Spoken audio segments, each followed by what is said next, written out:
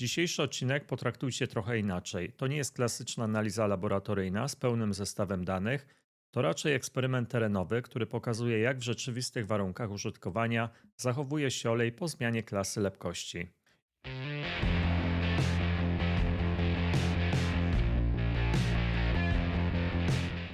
Witajcie w kolejnym odcinku na kanale R2D. Wracamy dziś do historii, którą rozpoczęliśmy w odcinku numer 313. To był materiał, w którym analizowaliśmy pierwszy etap eksploatacji nowego samochodu, od fabrycznego zalania aż do pierwszej wymiany oleju. Bohaterem tamtego odcinka była Dacia Jogger z silnikiem 1.0 TCE Eco G, a inicjatorem eksperymentu Marcin, właściciel auta, który od samego początku postanowił podejść do tematu oleju w sposób bardzo świadomy.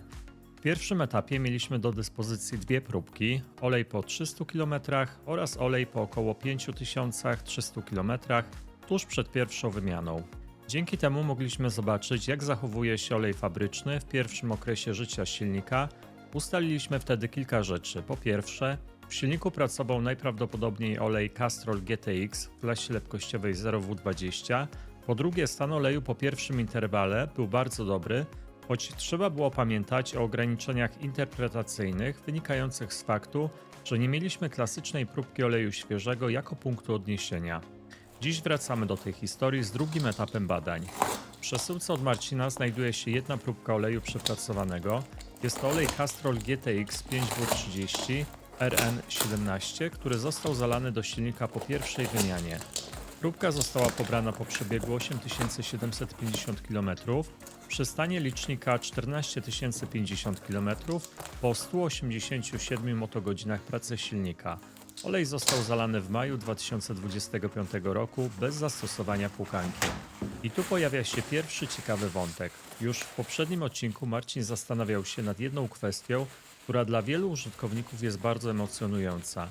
0W20 czy 5W30? W instrukcji jego joggera widnieje olej 0W20 RN17 FE, jednak w dokumentacji tego samego silnika H4DT w Dacia Duster dopuszczony jest również olej 5W30 RN17. Na tej podstawie Marcin zdecydował się przejść właśnie na 5W30. To temat, który regularnie wraca w komentarzach i dyskusjach. Czy olej 0W20 jest konieczny w tym silniku? Czy można bezpiecznie stosować 5W30? Czy zmiana klasy lepkości ma realny wpływ na pracę silnika? Dzisiejszy odcinek oczywiście nie rozstrzygnie definitywnie tej dyskusji, ale dostarcza kolejnego fragmentu układanki. Musimy jednak jasno powiedzieć jedną rzecz. Ten etap badań ma pewne ograniczenia interpretacyjne. Dlaczego? Bo w przesyłce znajduje się wyłącznie próbka oleju przepracowanego. Nie mamy próbki świeżego oleju 5W30 z tej konkretnej partii. Teoretycznie moglibyśmy wykorzystać widma z bazy danych, ponieważ olej Castrol GTX 5W30 pojawiał się już wcześniej w naszych analizach. Próbka takiego porównania została wykonana, natomiast wyniki były niestandardowe. Widmo nie przypominało klasycznego przebiegu dla widma różnicowego. Dlatego w dzisiejszym odcinku rezygnujemy z analizy FTIR, aby nie wyciągać wniosków z niepewnych danych. Co więc zbadamy dzisiaj? Skupimy się na dwóch elementach, które nadal mogą dostarczyć ciekawych informacji. Parametry lepkościowe oraz test bibułowy. Dzięki temu zobaczymy, czy lepkość zachowuje się zgodnie z oczekiwaniami dla tej klasy oleju oraz jak wygląda poziom zanieczyszczeń i kondycja oleju po przebiegu około 9000 km. Dzisiejszy odcinek potraktujcie trochę inaczej. To nie jest klasyczna analiza laboratoryjna z pełnym zestawem danych. To raczej eksperyment terenowy, który pokazuje, jak w rzeczywistych warunkach użytkowania zachowuje się olej po zmianie klasy lepkości. I możliwe, że z tego materiału urodzi się więcej pytań niż odpowiedzi, ale takie przypadki też są obecne w realnym eksperymentowaniu, dlatego od czasu do czasu mierzymy się również z takim scenariuszem. Przechodzimy teraz do tej części odcinka, w której prezentuję podstawowe informacje o samochodzie, użytkowniku, zastosowanym oleju oraz sposobie jego eksploatacji. Na ekranie macie pełną tabelę, widać tam szczegóły dotyczące samego auta, czyli jego markę, model, parametry silnika, rodzaj wtrysku, czy obecność filtra cząstek stałych i ogólny przebieg. W drugiej kolejności widzimy podstawowe informacje o właścicielu i jego podejściu do serwisowania, gdzie mieszka, jak często stara się wymieniać olej i czy przy tym bierze pod uwagę nie tylko przebieg, ale też czas, czyli liczbę miesięcy. W kolejnej części tabeli znajdziecie dane dotyczące samego oleju. Zapisane są tam klasy lepkości i jakości, ewentualne aprobaty producentów samochodów, no i to, czy do tego oleju był dolewany jakiś dodatkowy preparat. W tym miejscu przedstawione są dane niezbędne do identyfikacji bazy olejowej zastosowanej w analizowanym produkcie. Kluczową rolę odgrywają tu numery CAS, Chemical Abstract Service, przypisane do poszczególnych składników chemicznych oleju. Na ich podstawie można określić, do jakiej grupy baz olejowych, API od 1 do 5, należą wykorzystane komponenty. Sposób interpretacji numerów CAS oraz metoda przypisywania ich do konkretnych grup bazowych zostały szczegółowo omówione w 2 osobnych materiałach wideo, do których linki znajdziecie w opisie filmu. Zachęcam do zapoznania się z nimi, aby lepiej zrozumieć proces identyfikacji bazy olejowej na podstawie danych z kart charakterystyki. Na ekranie wyświetla się teraz informacja, do jakiej grupy bazy olejowej przypisałbym analizowany olej na podstawie zidentyfikowanych składników. Jeśli w publicznie dostępnych źródłach, w szczególności na branżowych forach i portalach poświęconych analizom olejowym, znajdują się raporty z badań tego konkretnego oleju, również zostaną one w tym miejscu wyświetlone jako materiał uzupełniający. Następnie mamy blok poświęcony typowej eksploatacji w trakcie tego interwału. Widzimy tam m.in. ile procent jazdy przypadało na miasto, jakie odcinki dominowały, czy to były raczej krótkie, kilkukilometrowe dojazdy, czy dłuższe trasy, oraz ile w sumie przejechał ten olej, ile miesięcy spędził w silniku i czy przed wymianą była robiona jakaś płukanka. No i na końcu dla porządku pokazuję też fragment książki serwisowej albo instrukcji, żeby zobaczyć, jakie są ogólne wytyczne producenta dotyczące oleju silnikowego w tym samochodzie. To nam pozwala sprawdzić, czy zastosowany olej był zgodny z tym, co przewidziano fabrycznie, czy może właściciel świadomie wybrał trochę inną specyfikację ze względu na swoje potrzeby. To tyle w tym naszym stałym technicznym segmencie, dzięki temu mamy już pełny kontekst, wiemy jaki olej został użyty, w jakich warunkach pracował i co zaleca producent. Dzięki temu łatwiej będzie później zinterpretować wyniki badań, które za chwilę Wam pokażę. Przechodzimy do badań laboratoryjnych. Próbki oleju świeżego nie mamy, będziemy bazować na deklaracjach producenta. Z poprzednich odcinków wiemy, że zgodność w przypadku tego konkretnego oleju potrafiła być bardzo wysoka, ale zdarzały się też przypadki, gdzie rozbieżność była całkiem duża, stąd sygnalizuje, że z tego tytułu też mogą pojawić się pewne ograniczenia. Przechodzimy do badania próbki oleju przepracowanego, zapraszam do wspólnego eksperymentowania.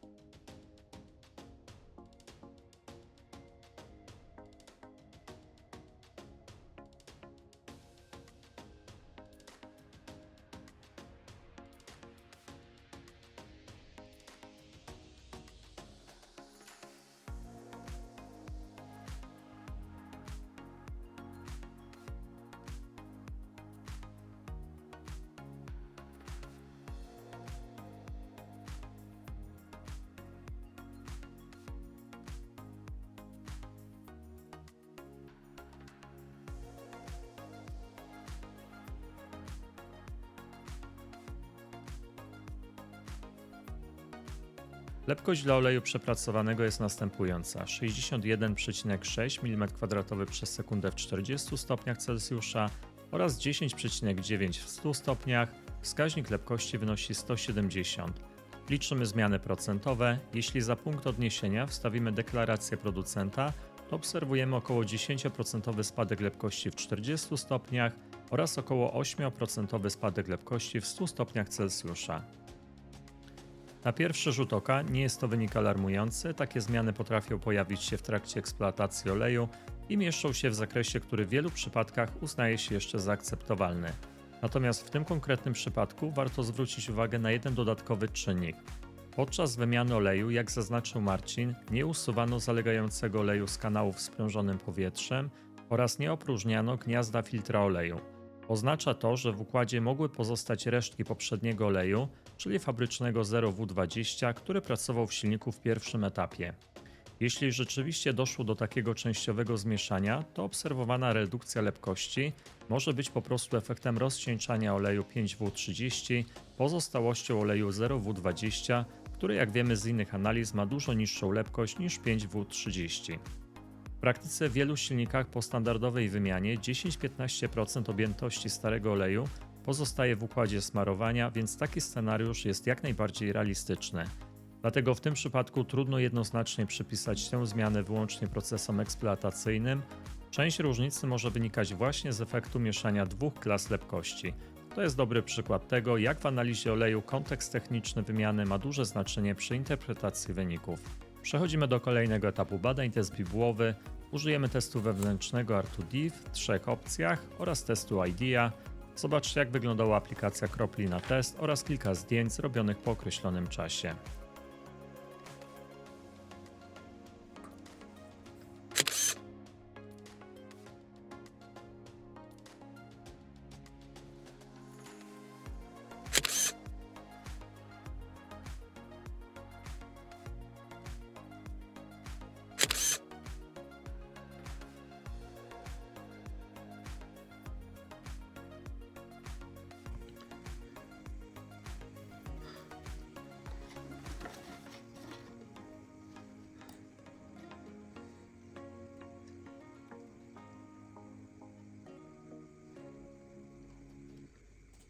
Przeglądamy raport, jakie wnioski. Zanieczyszczenia stałe, nota 4 z 9, czyli środek skali. Ogólna kondycja oleju, nota 2 z 9, woda 2 z 9, paliwo, nota 3 z 9. W rekomendacjach znajdujemy informację, że zanieczyszczenia stałe nieznacznie wzrosły, a ogólna kondycja oleju jest dobra. Zobaczmy teraz, jakie wyniki otrzymano w oparciu o testy R2D. Pierwsza bibuła. Plama ma intensywną, żółto-pomarańczową barwę z wyraźnym ciemniejszym pierścieniem w części centralnej. Kolor najprawdopodobniej wynika głównie z barwy dodatków detergentowo-dyspersyjnych, a nie z zaawansowanej degradacji oleju. Nie widać typowych oznak przepracowania, takich jak czarne przepalenia czy smołowata struktura. Ciemniejszy wewnętrzny okrąg wskazuje jednak na pewną ilość zanieczyszczeń stałych, zatrzymanych w centrum, przy jednocześnie zachowanej zdolności oleju do ich rozpraszania. Druga bibuła. Na tej bibule widoczna jest charakterystyczna błękitno-zielona aureola na zewnętrznej strefie dyfuzji. Taki efekt często pojawia się przy olejach z aktywnym pakietem dodatków detergentowo-dyspersyjnych. Pigment powstaje w wyniku migracji i separacji niektórych składników dodatków w strukturze bibuły oraz zaaplikowanego aktywatora. Sam rdzeń plamy pozostaje jasny, bez oznak przepaleń czy silnego zaczernienia, co również sugeruje brak wyraźnych sygnałów degradacji oleju. W praktyce taką niebieskawą obwódkę interpretuję jako oznakę aktywnego pakietu dodatków, który nadal pracuje i transportuje produkty zanieczyszczeń do strefy dyfuzji. Czy słusznie? Czas pokaże. Trzecia bibuła. Widzimy bardzo podobny układ barw i strukturę plamy, co w przypadku plamy numer 1. Jasny, złoty środek oraz łagodnie przyciemnione obrzeże. Obraz diagnostyczny pozostaje spójny. Można to traktować jako potwierdzenie, że barwa plamy wynika przede wszystkim z charakterystyki dodatków olejowych, a obecne zanieczyszczenia stałe są umiarkowane i równomiernie rozproszone. I jeszcze wyniki w opcji porównawczej. Po lewej wynik dla próbki z przebiegiem 5000 km, pierwszy etap badań, po prawej z przebiegiem 8700 km, aktualny drugi etap badań.